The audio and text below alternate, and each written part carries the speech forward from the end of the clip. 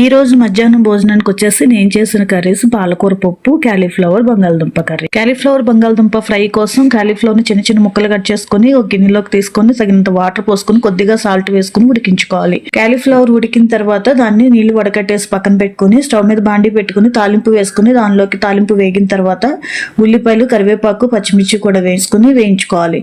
ఉల్లిపాయలు కొద్దిగా మెత్తబడిన తర్వాత దానిలోకి ఒక పావు స్పూన్ పసుపు, ఒక స్పూన్ అల్లం వెల్లుల్లి పేస్ట్ వేసుకుని పచ్చివాసన పోయే వరకు వేగనివ్వాలి.